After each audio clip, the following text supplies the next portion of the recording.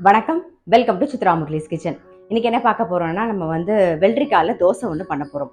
அதுக்கு 1 கப்பு இட்லி அரிசி எடுத்துக்கிட்டு நல்லா ஒரு 2லேருந்து 3 மணி நேரம் நல்லா ஊற வச்சுக்கணும். நான் இட்லி அரிசி ஊற வச்சு ரெடியாக எடுத்து வச்சிருக்கேன். இங்கே பாருங்க, 1 கப்பு இட்லி அரிசி, அதுக்கு ஒரு 1/2 கப்புக்கு தேங்காய், ஒரே ஒரு வெள்ளரிக்காய்.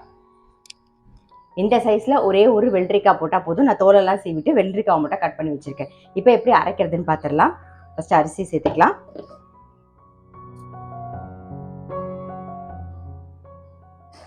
அரிசியை ஒரு ஓட்டு ஓட்டிட்டு வந்துடுவோம்.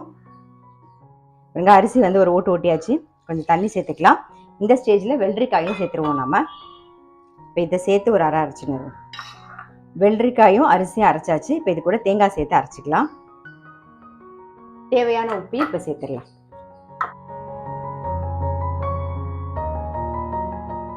தேங்காய் சேர்த்து அரைச்சாச்சு. ஒரு 2 டேபிள் ஸ்பூனுக்கு தயிர் சேர்த்துக்கலாம்.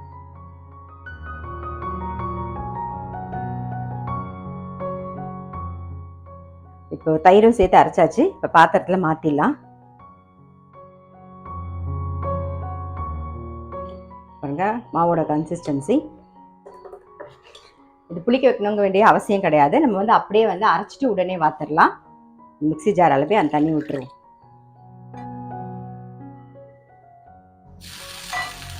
தோசைக்கல் நல்லா காஞ்சிருக்கு. நம்ம தோசை வாத்திடலாம்.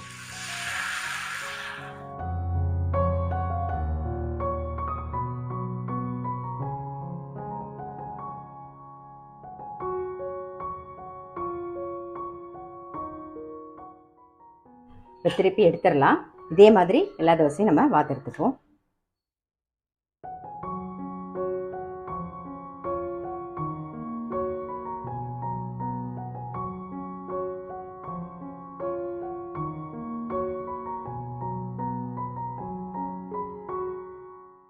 வெந்திருக்கும். திருப்பிடலாம். நம்ம ரவா தோசை கன்சிஸ்டன்சிக்கு ரொம்ப தண்ணியும் இல்லாமல் இந்த மாதிரி ஊற்றினா கரெக்டாக இருக்கும். ஃபஸ்ட்டு நான் உங்களுக்கு கொஞ்சம் திக்காக வறுத்து காமிச்சேன். அடுத்தது பாருங்கள், கொஞ்சம் நீர்க்க இருக்கும், ரொம்ப திக்காக இருக்காது. ஸோ இந்த மாதிரி பார்த்தா கரெக்டாக இருக்கும். எடுத்துடலாம். பாருங்கள், இந்த மாதிரி நல்லா பட்டு பட்டா மெல்லிஸாக பார்த்தீங்கன்னா ரொம்ப நல்லாயிருக்கும். டேஸ்ட்டாகவும் இருக்கும், கரக்கரன்னு வரும். இதுக்கு தொட்டுக்கிறதுக்கு கார சட்னி நல்லாயிருக்கும். அப்புறம் தக்காளி சட்னி நல்லாயிருக்கும். அப்போ இல்லைன்னா வெங்காய சட்னி ரொம்ப ரொம்ப டேஸ்ட்டாக இருக்கும். ஸோ கண்டிப்பாக இந்த மாதிரி வெள்ளரிக்காய் தோசை ட்ரை பண்ணி பார்க்கல அப்படின்னா கண்டிப்பாக ட்ரை பண்ணி பாருங்கள். நான் இதில் ஜஸ்ட் வெள்ளரிக்காய், தேங்காய், அரிசி, உப்பு போட்டு அரைச்சி எடுத்திருக்கேன். நீங்கள் இது கூட சேர்த்து இப்போ நீங்கள் பார்க்கும்போது நான் சொன்னேன் இல்லையா, ரவா தோசை பதத்துக்கு கரைச்சிக்கோங்க. கொஞ்சம் லைட்டாக ரொம்ப தண்ணியாக இல்லாமல் இந்த மாதிரி கரைச்சிக்கோங்கன்னு சொன்னேன் இல்லையா. இதுலேயே நீங்கள் சீரகம் போட்டுக்கலாம், கொஞ்சம் பச்சை மிளகா, கொஞ்சம் கருவேப்பிலை, கொத்தமல்லி எல்லாத்தையும் போட்டு மிக்ஸ் பண்ணி அப்படியும் பார்க்கலாம் நம்ம. ஸோ நம்மளுடைய விருப்பம் தான். எல்லா இனோவேஷனும் நமக்கு எப்படி தோணுதோ அந்த மாதிரி பண்ணிக்கலாம். கண்டிப்பாக ட்ரை பண்ணி பாருங்கள். நான் அடுத்த வீடியோவில் சந்திக்கிறேன்.